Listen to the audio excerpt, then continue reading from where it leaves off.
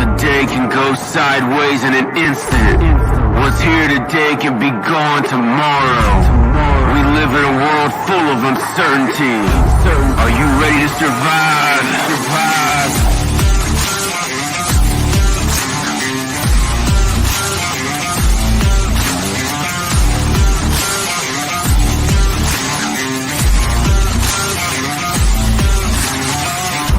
This is the Weathered Soul.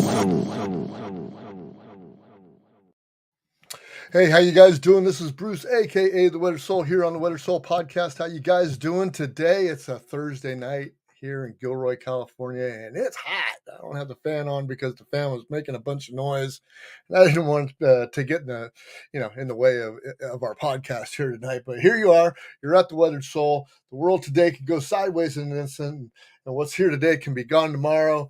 And we live in a world full of uncertainty. Are you ready to survive? That's kind of the mantra of this show.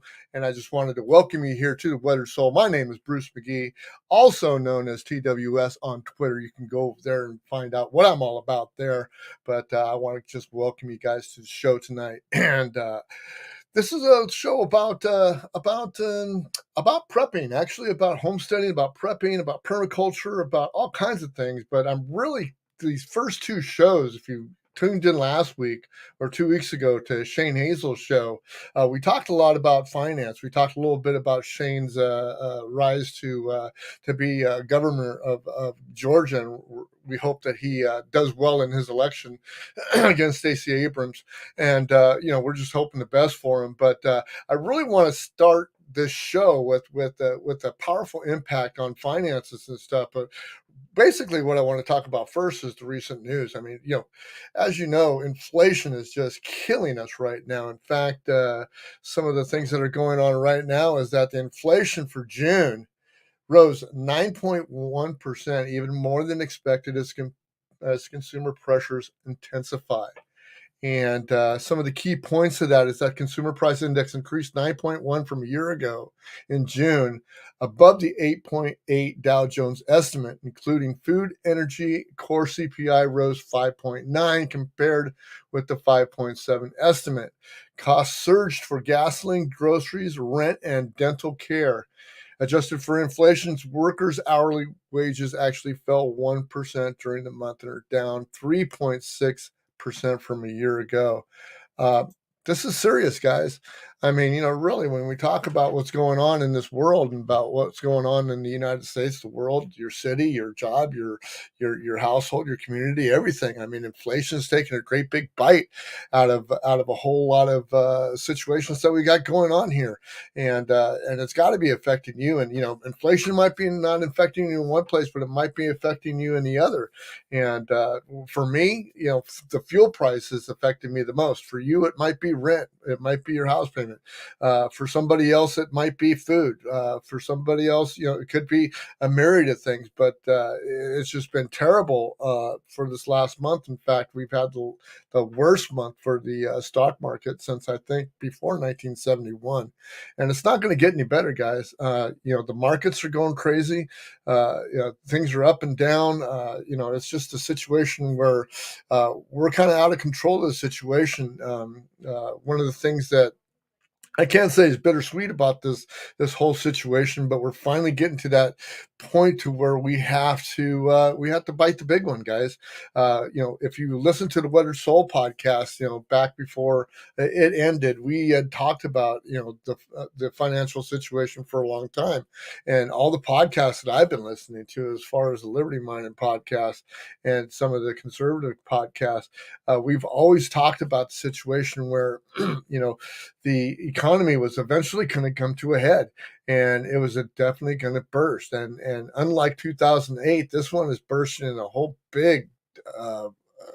It's just bigger than it was before, and it's going to hurt for a while, guys. And that's just the way it is. Politics is the same. I mean, look at what's going on in the world of politics. I mean, it's a dog eat dog world out there. And I heard a quote today off of one of the podcasts I was listening to that, both the parties have adopted the same kind of philosophy, and now the only thing they're really fighting about now is power. because really, it really doesn't matter whether you vote Republican or Democrat. The whole thing is a situation where they have their agenda, and both their agendas are kind of melding together. And you can see that as the country implodes, as we divide because we think that we're either Republican, Democrat, conservative, progressive, libertarian, Green Party, whatever. We divide ourselves so much in between that. In between that, I don't want to say dichotomy because it's like a trichotomy or a quadcotomy, because we don't know where to go to look, because everybody that I've talked to, even my Democratic friends, my progressive friends, my Republican friends, my conservative friends, all around, we all have the same idea where we want to go. But the problem is that our leaders and our elected leaders are not getting us there, and we're just kind of lost. And we got an election coming up in 2022 for the House and the Senate and other stuff. We got a governor election here in California, and to tell you the truth, I'm not looking forward to any of the election. I think it's just terrible. I don't have a whole lot of incentive to go out there and vote. And when I go out there and vote anyway, I usually vote no on just about every proposition, whether it's good, bad, or center, just because I don't want them to do anything. I don't want them to really screw up anything that's any more that's worse than it is already.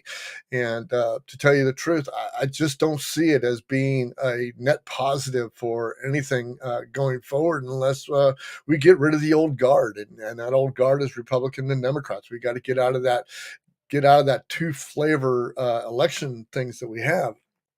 But the biggest thing about it is that really we have no control at all. So what we do have control over is we have control over our liberty. And if you don't want to sit there and keep being a part of the government handouts and the government this and the government that, we got to take care of our own selves. We got to take care of our own family. We got to take care of our homestead. We have to take care of our own situation, because nobody's going to take care of that for us. I mean, if you want to go and you want to do the government thing, sure, they will take care of you. They will do all that stuff for you. But to make sure that you keep getting that, you're going to have to keep voting for the lesser of two evils. And I'm just not going to do that anymore. It's not to my best interest. There's no net positive to it. In fact, there's very many negatives to it. And I don't see any hope in anything going forward as far as government, elections, politics, markets, or inflation right now. So I think it's really, really important that we sit back and take evaluation of what's going on with ourselves. So, like I said before, I'm going to give you a little history about myself, because we're going to get into we're going to get into some financial talk right now, because I think it's very, very important that we realize that, number one, you can't homestead if you're broke. Okay. You can't do a lot of things if you're broke. You can't go to work if you're broke. You can't, put food on your table if you're broke. You can't put a roof over your head if you're broke. You can't do a lot of things if you're broke. But if you need that need to be in liberty again and go forward with your life without the government intervention, you're going to not have to be broke. And that's just a fact of life. And I know it's hard. I know that's a bad pill to swallow, because it's not an easy situation. I mean, a lot of people are out of jobs, regardless of what the news says, that we have record low unemployment. There's a lot of people that are still underemployed. There's a lot of people that are still unemployed. A lot of people not going back to work, still working remote because they think that they should or they can or whatever. This pandemic, scamdemic, or plandemic, or whatever the heck you want to call it, is still going strong. They're going to keep the people of power are going to keep that under our thumb. You can bet your bottom dollar that we're going to go back into lockdowns probably sometime very soon before the election, so they can get their way and have you do your election, do your voting the way we did it 2 years ago. But that's neither here nor there. What we're here to talk about now is we're here to talk about finances. I'm going to tell you, I want to share with you a little bit of how I went through my kind of transformation from being dead broke. I mean, really, worked full time. I had a family. I've been married for, I guess it's going to be 32 years, 33 years this year to my lovely wife Tracy. But it hasn't always been, you know, daisies and roses. It just really hasn't, and that's partly because it's been my fault for sure.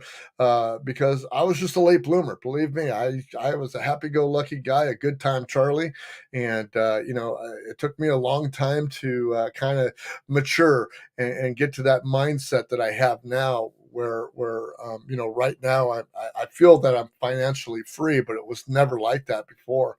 Just as recent as 15 years ago, I was $30,000. Me and my wife were $30,000 under the consumer debt, and it was terrible. And not only on top of that, just my lifestyle that I had, before I was married, I carried on into my marriage, and that had its circumstances and just kept us down, and my fault being a recovering addict and in trouble all the time and stuff like that. It did not help out our financial situation. So about 2005, somewhere around there, I finally started getting my I would say my feet underneath me and start realizing that we really had to go forward. We really had to do something with our lives. And I remember running across Dave Ramsey, and anybody who listens to Dave Ramsey knows he's a big financial guy, and tells you about how to get out of debt, and how to do this and how to do that as far as having your financial freedom. And I started listening to him, but it's just kind of went off to one side and down the other. It just kind of went in one ear, went out the other. It was funny to me to listen to him talk about talk to the people on the phones about their problems and how to get rid of them, and it really kind of dug into me a bit as I listened to him, kind of reflecting about what I had going on in my life. And what was going on in my life was the same thing that was going on with their lives. I mean, they had a situation where they were out of control. They didn't know how to, get their spending under control. They didn't know how to get finances going on. They got creditors knocking on their doors and phone calls and wage guard submissions, all kinds of things. And believe me, I went through all of that. I mean, if there's anybody here that can tout the praises of Dave Ramsey and how he can get you out of debt, I'm the guy that you can talk to. And the guy that can talk to give you the ugly stories about what drug addiction, what, being in trouble and just ignoring the law and living that free lifestyle that some of us all do, some of us do, just kind of, debilitates our lives. And it took me a long time to get out of it. So about 2012, we were, me and my wife were living still in San Jose. We had this little condo that we finally got. It was actually, government run. We got into a HUD situation where we got into a situation, a condo that we got for like 75% of market price. And it was fantastic because at the time I was going through a child custody battle with my ex, and trying to get custody of my son. That was costing a lot of stress and a lot of off time work, and we were struggling. Let me tell you, we were still trying to live high on the hog because granted, I am the high maintenance guy. I'm the high maintenance guy of the family. I like the best of things, and I like things that are expensive and nice and stuff like that because I like quality. But our lifestyle was not matching our income at all. There was no match in there, and so what happened is that we just kept racking up credit cards and one thing led to another, and all of a sudden the creditors start calling. And when the creditors start calling, then you're looking over your shoulder all the time. You're not answering the phone.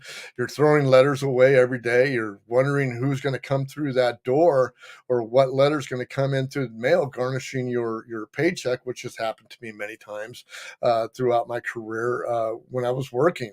And finally, I just got tired of it, and I just really started listening to Dave Ramsey, and actually went out and I bought his financial freedom package that came with the CDs and the books and all the other bells and whistles that came with it. And we really strapped down. And what I want to do is I want to share some of that stuff with you tonight on how Tracy and I got out of $30,000 worth of consumer debt, because now we own our house in Gilroy, California. We don't have any consumer debt. The only thing that I've got going on for me right now is my mortgage, which I don't consider consumer debt.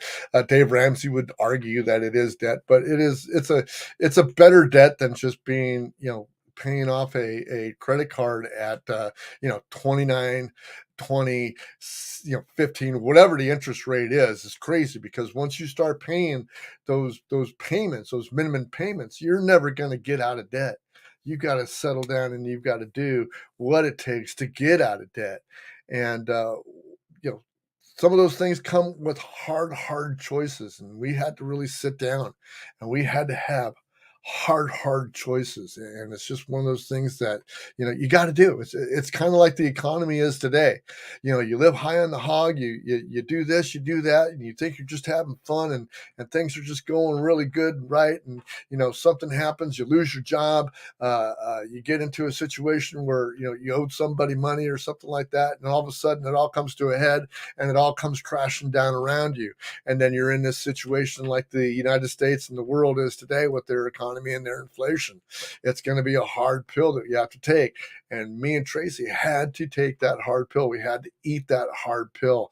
And believe me, it was a hard pill to take. But there is a light at the end of the tunnel. I promise you guys, there's a light at the end of that tunnel. Every day there's a light at the end of the tunnel, and I'm going to tell you how to get there. So we're going to start with start on your financial future, because it's really important. If you want to do the homesteading game, you want to do the prepper game, you want to get into that situation where you can have a little bit of something if something goes wrong. You have to buckle down, and you have to get yourself right. And if you don't get yourself right, you're never going to go forward with it. I just want to welcome everybody who's here. I see we've got some people in the audience. I thank you guys for being here.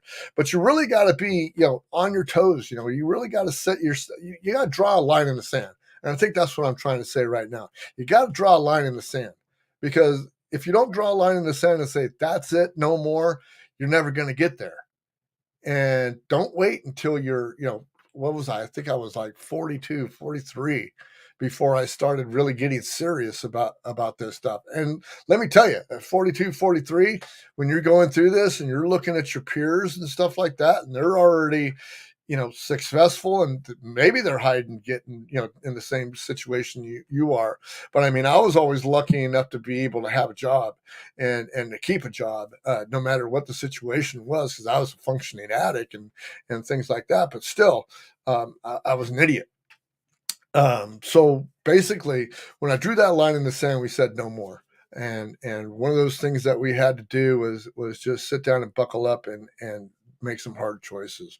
And one of the hard choices is that, hey, we had to stop doing the vacations. We had to stop doing the crazy expenditures. I didn't even have $50 in case my car broke down. I mean, that's how bad it was. If we had, any type of emergency, it had to go on a credit card. So one of the things that we had to do is we had to start just being very careful about how we conducted ourselves in our financial lives. It was just crazy. And it was hard. We had a lot of fights. It didn't bode well for the relationship for either one of us. It caused a lot of strife and a lot of stress in your life. And believe me, the number one cause of divorces in the United States is financial. And God loved my wife, because she stuck with me through the whole thing. She had that stick-to-itiveness to be there with me, and I just love the fact that she did that, because it was just fantastic that she stuck through it, because we're reaping the benefits now. So one of the first thing that I want to talk about is that you have to evaluate your finances. You have to get down and you have to really evaluate what you've got going on. And that's where you need to get out, a pad and paper. I mean, that's basically what you have to do right now. If you want to get down a pad and paper right now, if you're listening to me, and start writing these down, you have to evaluate your finances. You've got to evaluate where your money is coming from. Where is that money coming from? Do you have a full-time job?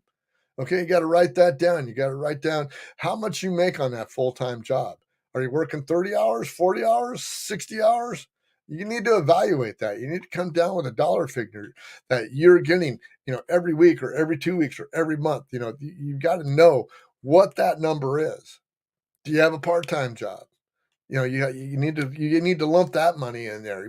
We can't be separating income at this point in time, because what you have to do is you've got to consolidate everything that you have into one lump sum and then use that out. Do you have a side hustle?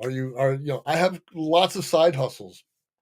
I do a multi-level marketing. I do probiotics and plant-based supplements. It's a side hustle I have. I have a band called the Weathered Souls.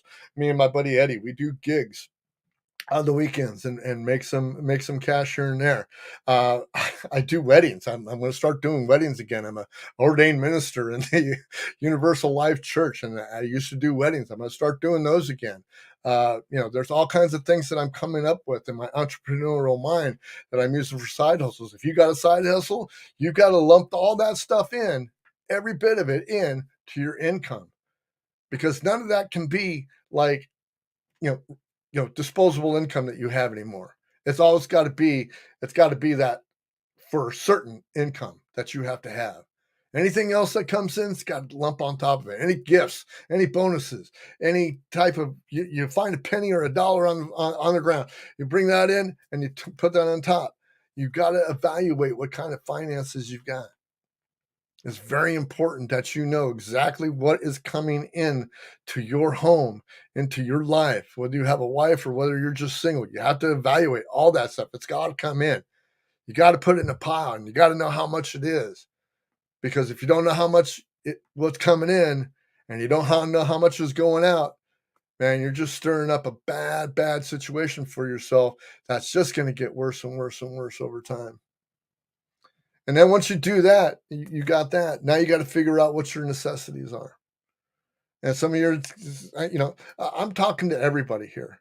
Whether you're homeless, whether you're, a low income worker, whether you're a middle income worker, whether you're, a rich guy, everybody watches this podcast. I would hope that a lot of people watch this podcast. Some people say, well, I don't have the money to do what you're doing, Bruce. Well, I had nothing. I had zero. I wasn't doing anything. It was the worst years of my life, trying to get out of that situation where we were rolling in credit, and we were just trying to get by and trying to live the high life in front of all our friends, saying, we can go do this, we can go do that. I got this new car, I got this new guitar, I got this, all this everything, and you really don't have anything. And you've got to evaluate that. You got to figure out what your necessities are. First necessity that you have to have is you got to have a roof over your head. Whether that be a tent, a trailer, a freaking house, an apartment, a room, you got to have a place to live, right? A couch. I mean, I'm talking to you people that are even sitting. I'm talking about you people living in your cars too. Because some of you guys that are living in your cars have a full-time job. So if you have a full-time job and you're living in your car, well, you don't have a whole lot of rent or anything like that. So you got to make your money go to where it needs to go. But you still have to have a roof over your head. And even if that means a blanket that you have, over yourself, sleeping out in the middle of your field. If you're still working, you got income and you got a place, you got to keep that place. And you got to start moving up if you want to move up. So you got to know that you have the necessities. First of all, you have to have a roof over your head. Then you got to be able to, and you can structure this which way ever you want. Okay, you can either structure your utilities or your food. So we got to have the lights on. We got to have the gas. We got to have the internet. We got to have the phone. We got to have the water. We got to have the garbage. These are things that I got to work with, and then I got to pay every month. Those things have to stay on to keep my life going and my family. And also, we got to talk about food. All these things that we're talking about right now, all these necessities are being hit hard by inflation. They're being hit hard by the lack of wages that some workers or that some employers pay. And sometimes that means that you have to either go get another job or you have to get 3 jobs.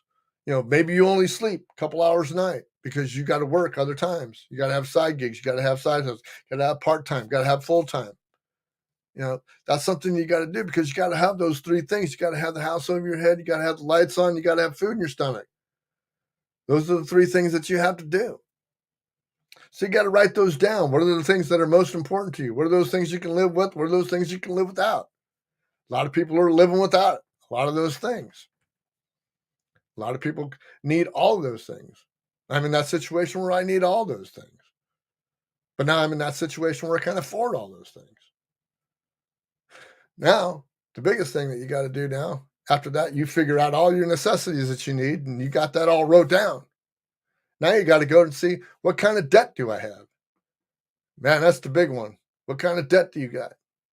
Number one debt in the United States with everybody is credit card debt, consumer debt. Whether that be credit cards, whether that be car, whether that be gas card, whether that be whatever card. That's the biggest debt that we got right now. And then the debt on top of that, once you get a little bit responsible, then you got your home. You got that. If you got a mortgage, do you have a mortgage that you can't afford? Did you get trapped into some kind of a stupid loan with some kind of stupid freaking adjusted interest rate that goes up and down and sideways and forward and whatever it is? And all of a sudden, you just don't know what your payment's going to be every month. It's crazy because all those things impact your lifestyle and how you can get there to get to be a homesteading person and prepping person and somebody who's ready for when it all goes down. And right now, stuff is going all down. Thank God right now that I've done what I did, more than 12 years ago, probably 15 years ago now, to get in the position that I am. And then once you find out what kind of debt you got, the necessities that you need, the income that you have, now you got to ask yourself, do I have any savings? Got any savings?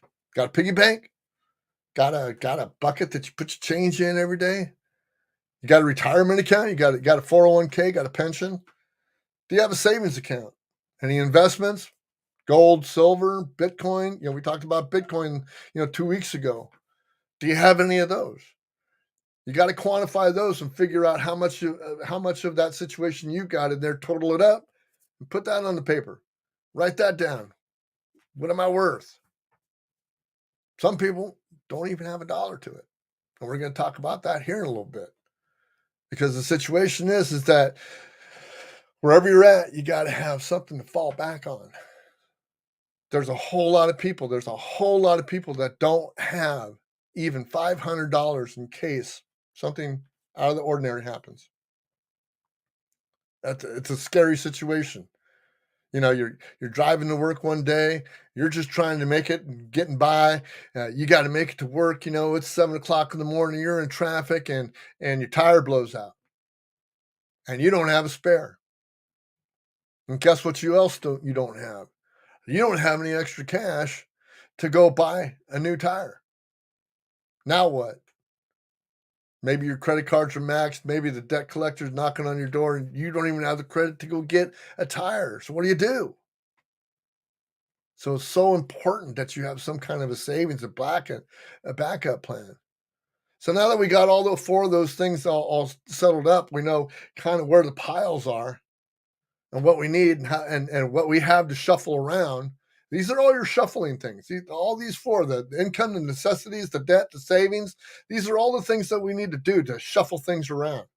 These are all things that we use. These are our chess chips or our checkers chips, whatever you want to call them. These are our game pieces. They're all very important. Every single one of them is important because every single one of them you have to account for. Because if you don't account for them, you're never going to get where you want to be. Next one we're going to go down to is, do you have a budget? Do you have any type of budget? I mean, we all know that we got to pay rent. We all know that we got to pay the gas bill. We all know that we got to pay the electricity bill. We all know we got to pay the water bill. We all know we got to pay the garbage bill. We all know we got to pay, whatever we got to pay.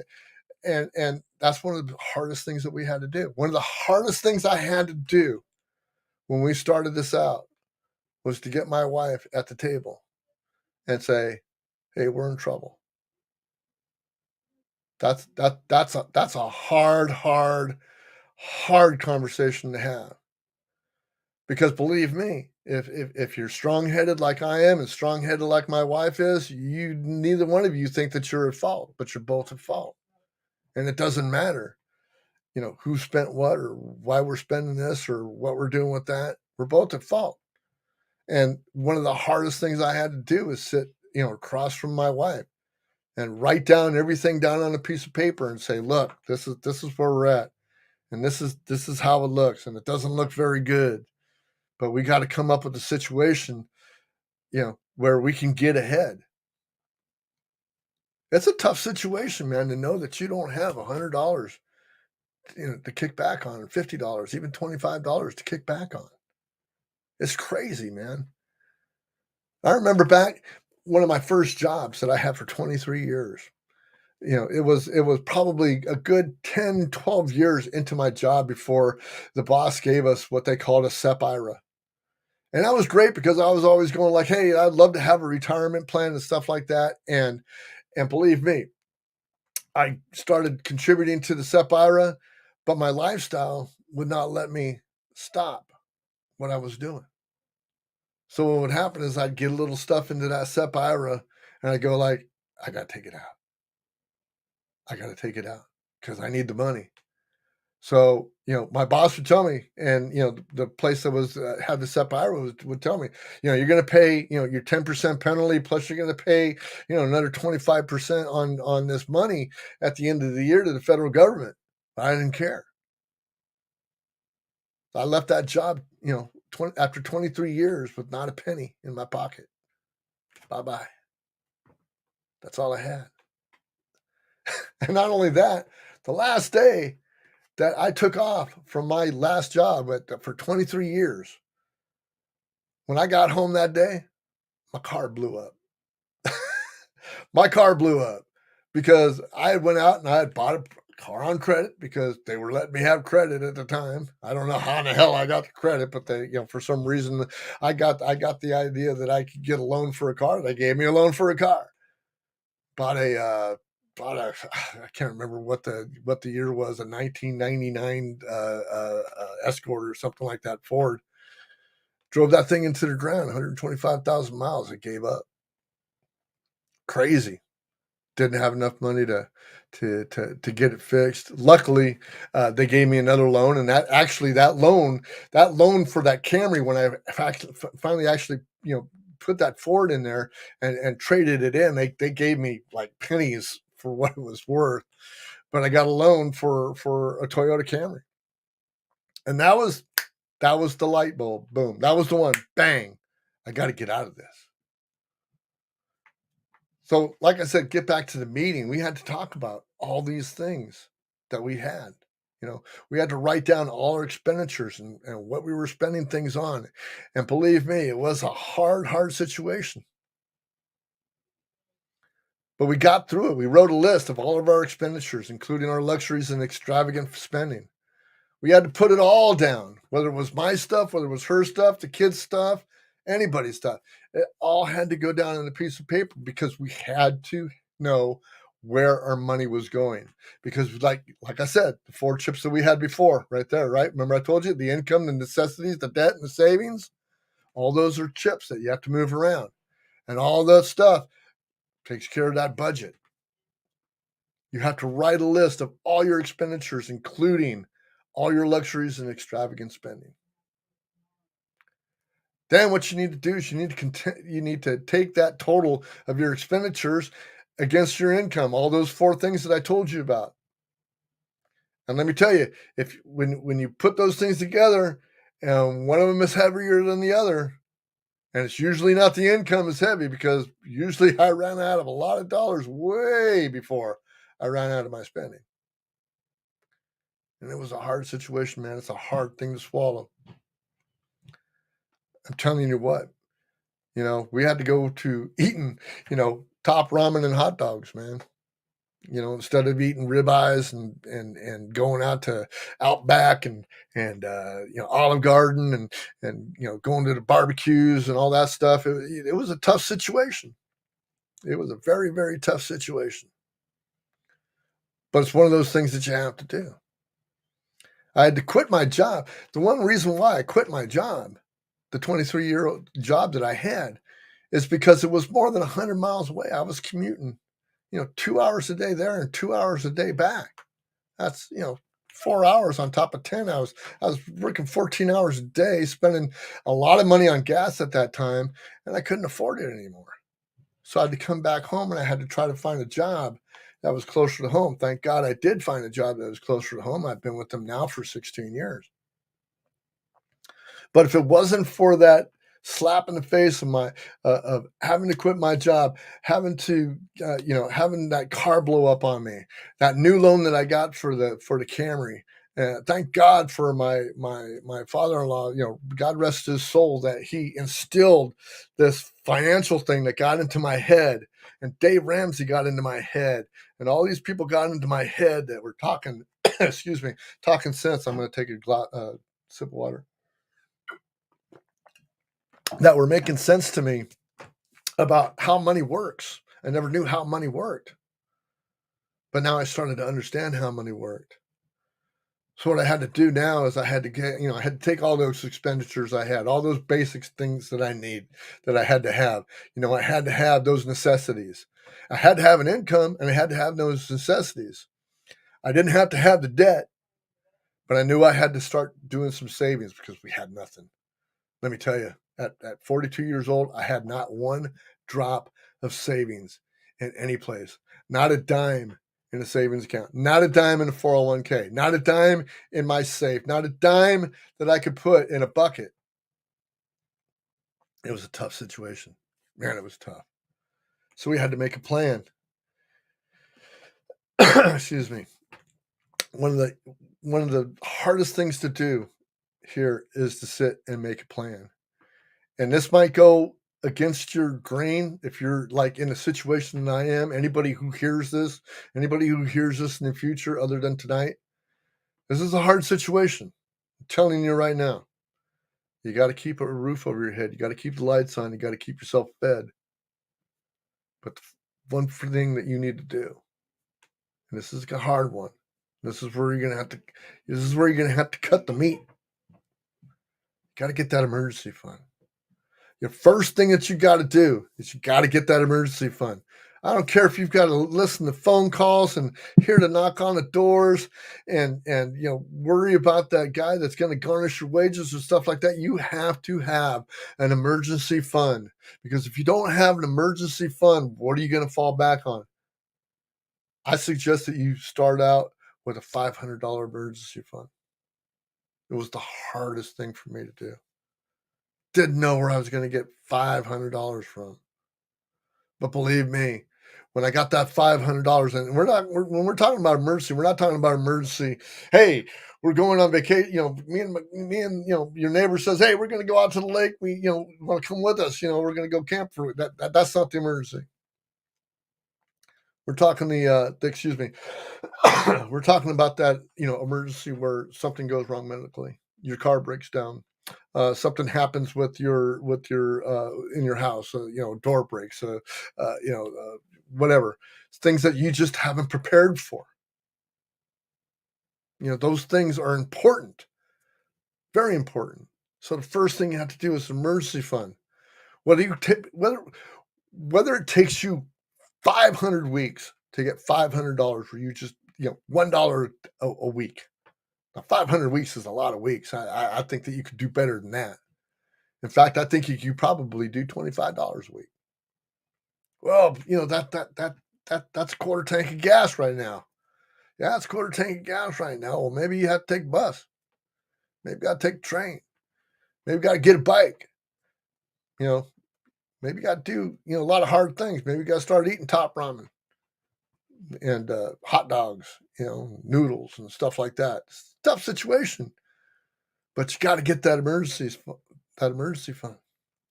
And then in your plan, you got to keep that roof over your head. You got to keep those lights on. You got to keep that food in your stomach. And I'm not talking about lobster and freaking ribeye and ribs and all that other stuff. I'm talking about the basics foods. Jason Stapleton, one of my mentors, he talks about he was living in a 1-bedroom apartment and he would spend $10 at Little Caesars and get himself a couple of pizzas, and that's what he would have to eat for the week. He'd eat a couple pieces, one day, eat a couple pieces the next day, but he would buy 2 large pizzas and that would feed him all week. That's the kind of sacrifice when you're in a situation like I was that we needed to do. It was tough. It was a tough situation. And I thank God that my wife wasn't, of course she didn't understand, but she tolerated a lot. My kids suffered over it. One of the things that I'm not very proud of. What I am proud of is that we lifted ourselves up out of that. So once you start getting that situation where you've got yourself, saving for that emergency fund, and then you got, you're satisfied that you've got that roof and your lights and your food. And if you still don't have enough money for that, what you need to do is you need to go find out whether you need to go deliver pizzas, drive an Uber, do something, go mow lawns, whatever case may be. Maybe you need to go get a second job or go get another a part-time job. Maybe you got to cut out sleep. Maybe you need to get a side hustle. Whatever it takes. You gotta get those first 2 underneath your belt. Now, once you get those first 2 underneath your belt, now you got to start talking about those knocks on the door, those debt collectors that are coming for your paycheck, coming for everything. They're bugging you on the phone, they're bugging you in the mail, they're bugging you every way possible. They're texting you all the time, things like that. You got to take care of those guys. I encourage you to go over to Dave Ramsey and listen to his podcast and listen to the way he does it. He's got a debt snowball, and basically it's taking your largest credit card or your smallest credit card, one of the two. It doesn't matter which way you go. You can start with your largest, you can start with your smallest, and you start paying it off little by little. And those other creditors that are waiting go like, hey, you know what? Here, I can give you this. And if you don't want that, well, you're just going to have to wait in line, and once, the creditors start calling you and stuff like that, they've already sold your debt off, to somebody else. Now you're getting the hammer by somebody who's paid to grab that cash that you have. But really, that snowball, we'll be talking about that in a later episode, but that snowball is kind of the way you want to go when you're trying to get a debt payoff. That's what me and Tracy did. I mean, we had 4 credit cards that were, was up over $30,000. And we started paying off one. And after we started paying off one at, $20 to $25 or $50 a month, whatever it took us to get that out, okay, we took that $50 and then we started paying off that other credit card with another $50. So it was $100 going after the other credit card. And then after we paid off that second credit card, we had $100 to go to that third credit card. And then we put in another $100 because at that time, what I was doing was I was making more money. I was ramming and jamming, and I had some side income going on. And bing, bang, boom, I'm starting to make a little bit of money. And now I'm starting to think in my head, hey, we can do this. So then we start paying off the car. We start paying off the credit cards. We start consolidating those bills together. And all of a sudden, bam, $30,000 and the car is all paid off. And guess what you have when you pay off all those cars and all those credit cards and all that consumer debt? You got a great big chunk of change that you've been paying the credit cards that you have every month, and you go like, wow, I've been living on what I've been living on, and now I've got all this money that I have every month. What am I going to do with it? You ain't going to go party with it, baby. You're going to put it in your plan. You're going to put it in your emergency fund. You're going to start putting it in your savings. You're going to start doing responsible things with your stuff because you've already learned how to live on what you had while you were paying off debt. I'm not saying Don't go out and, maybe go out to dinner and celebrate, because everybody needs to celebrate a win. There's all kinds of things we could talk about, about how to do this. And, perhaps I'll start coaching some people on how to do that. But the situation is that once you start paying off this debt, and once you start getting into this habit that you're throwing money at debt all the time, and you're paying credit card after credit card after credit card off, and your car's paid off, and all that other stuff is paid off, and you're just going like, okay, I've been living on let's just say I've been living on 80% of what I've been making, and all of a sudden this 20% comes into my life. Now I don't know what to do with my 20%, dude. Since 2012, I've been living off of 80% of what I make. Right now, I'm living off about 75% of what I make. And I put the other 25% away in all kinds of investments. I got a 401k. I've got, commodities. I've got Bitcoin. I've got all these things that are happening in my life only because of the fact that I've learned how to live under the means that other people live by. I don't need to have a flashy car. Bought a car in 2012. It's 2022. It's 10 years. It's got almost 250,000 miles on it. I take care of it because that's what I have. But you got to take care of those things. One of the things that saved me the most, and we'll be talking about it in a later episode, are these right here. See what these are right here? Let's take a look. These are what they call envelopes. I learned this from Dave Ramsey. I got an envelope for everything that I take care of. I got one for my pets. I've got one for auto repair. I've got one for my medical co-payments. I got one for my home repair. I got one for my umbrella insurance. I got one for my homeowner's insurance. I got one for my earthquake insurance. I got one for my flood insurance. I got one for my property tax, my car registration, my true up for my solar, and my dining money. These are things that we do every single month. Every month. Got to have it. Guess what else comes up every year? Birthdays, vacations, Christmas, Easter, birthdays, Thanksgiving. All these things come up. You've got to figure out how to save money in little envelopes so that when that time comes around and it's time for my property tax and I owe $4,000 a year on my property tax, when that bill comes around and I don't have it in that envelope, I'm freaking out. But I got it in my envelope. Got to have them. You got to have a situation of where you put your money away. Put your money away, put it in a safe place, and that you fill that thing every month like a habit. You got to get those habits. Because if you want to homestead, if you want to get ahead, if you want to start making a situation where you can prep up so you can make it through these times like we are now. I got 2 freezers full of food, a couple of shelves full of non-perishables. Got some savings and stuff. Got a nice garden out in the back. The back, I call it the back 40, but it's about back 400 square feet. But I've learned how to all do that. It's one of those things that you guys really got to take care of. Number one is you got to take care of your finances, because if you don't take care of your finances, you can't homestead if you're broke. You can't do a lot of things if you're broke. I can't help my neighbors if I'm broke. And I'm one of those guys who love to help my neighbor in my community. I love to be out there in my community and giving and just, being able to share what I've been able to share every day, every week, every year, every month, whenever it takes.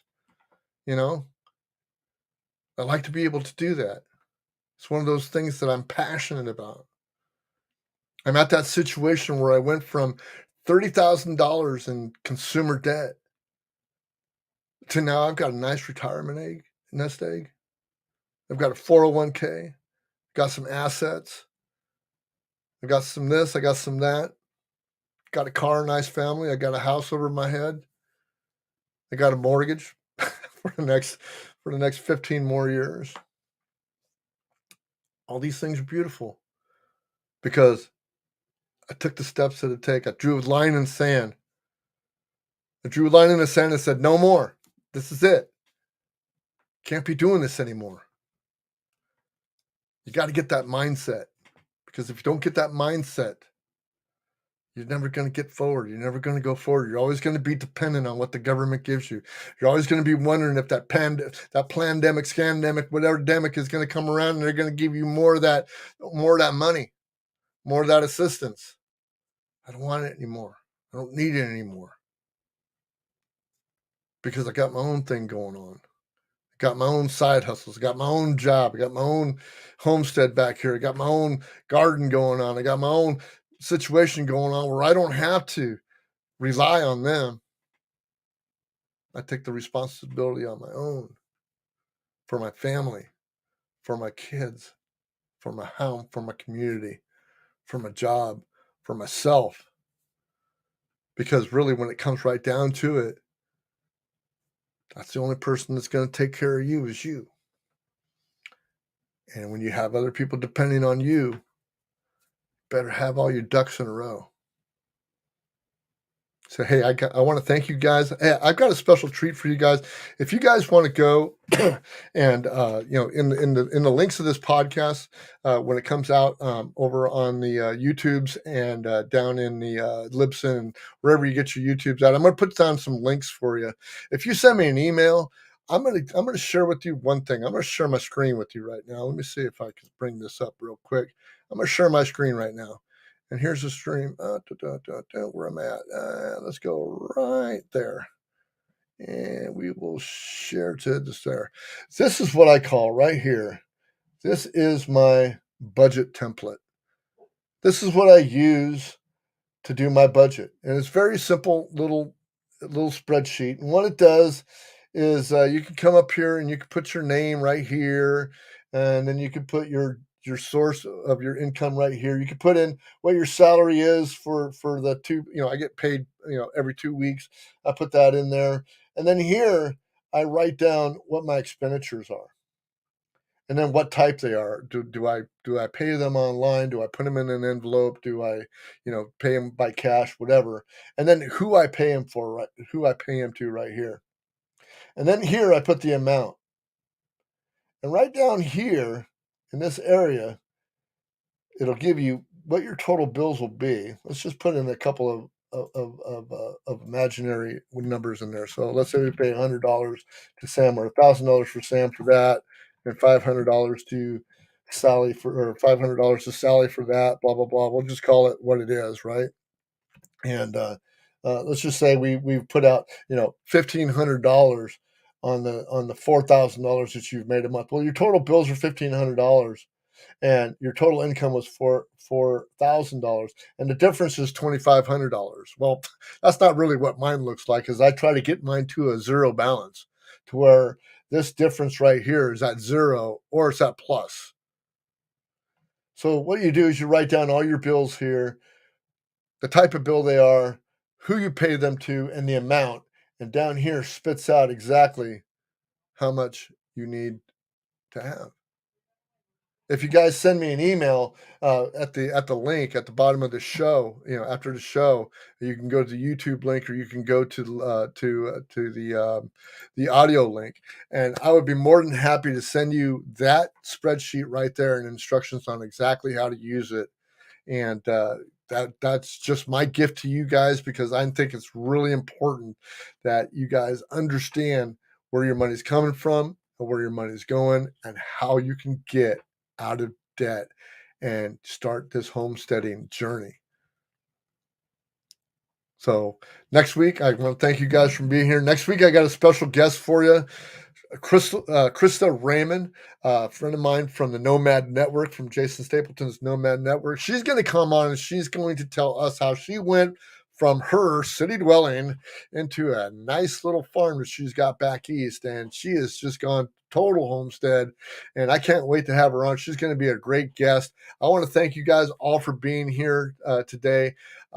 man, it's been great to talk to you guys. I really, really am passionate about this subject. So please, if you found this a good subject, share it with a friend. Hit that like button, hit that subscribe button, whatever you got to do. Go give me a 5-star rating and at iTunes, because I'd love to, jump up the algorithms and the charts.